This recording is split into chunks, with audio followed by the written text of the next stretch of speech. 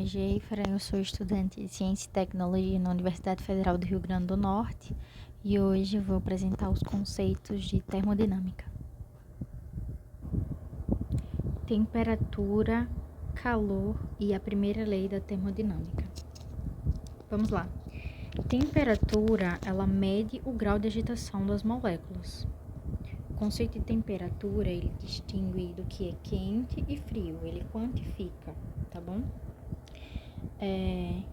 Calorimetria, ela é a energia transmitida de um corpo para o outro. A termodinâmica, ela trata-se, de uma interação que é medida, por calor ou trabalho.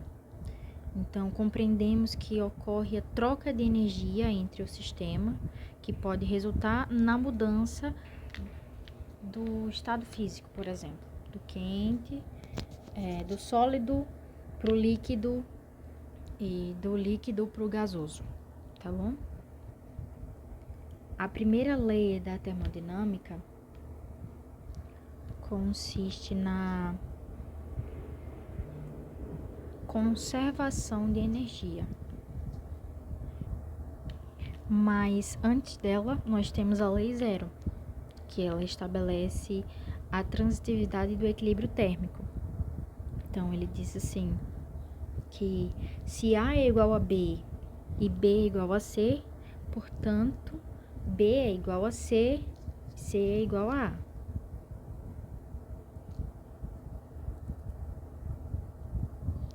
Para isso, nós trabalhamos com algumas escalas de temperaturas.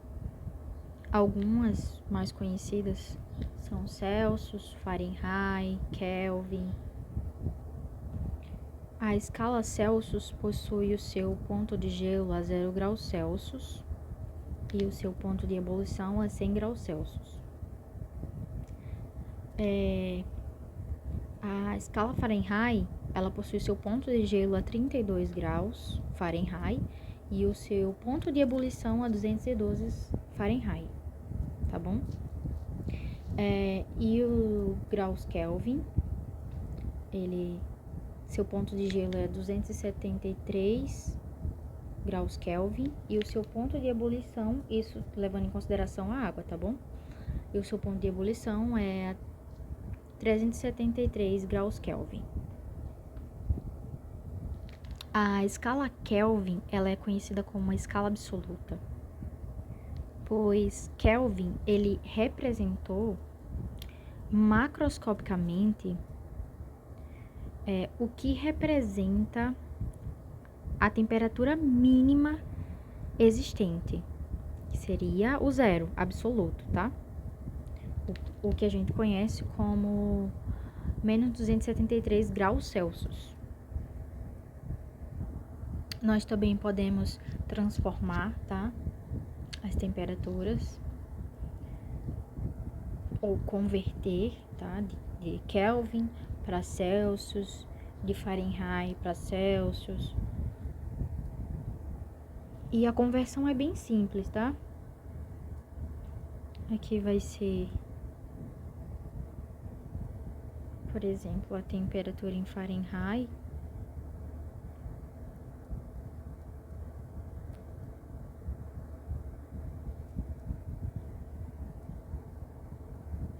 E aqui seria, tá, de graus Kelvin para graus Celsius. Isso aqui seria somente somar 273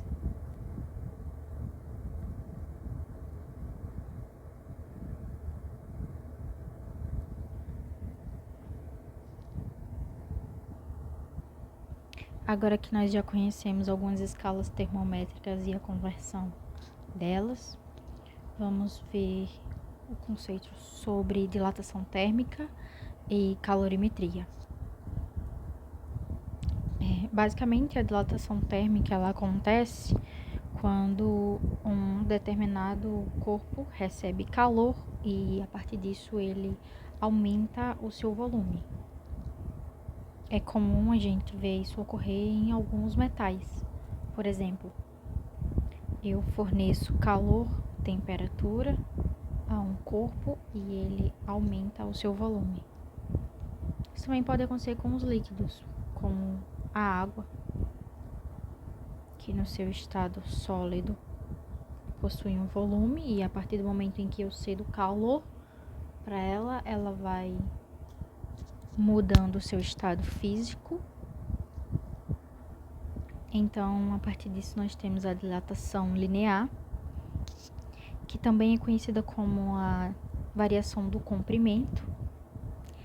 E nós temos também a dilatação volumétrica. A volumétrica, ela seria enquanto a dilatação linear altera apenas o comprimento, né?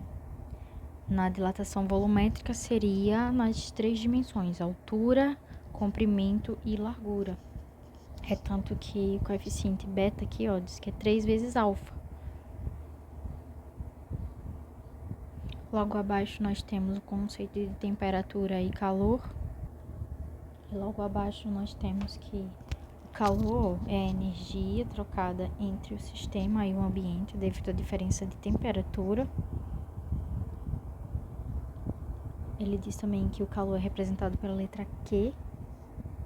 E a partir desses conceitos nós vamos entrar na calorimetria. Nós temos aqui a representação, né?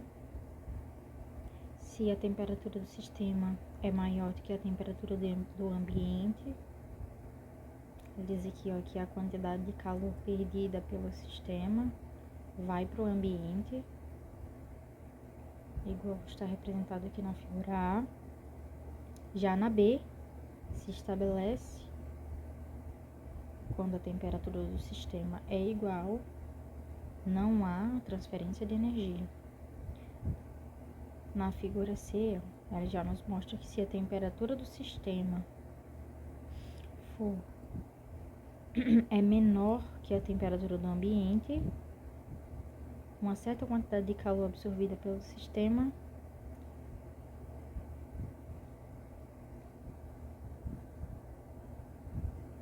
ele recebe o calor do ambiente, né, para que o equilíbrio térmico seja estabelecido.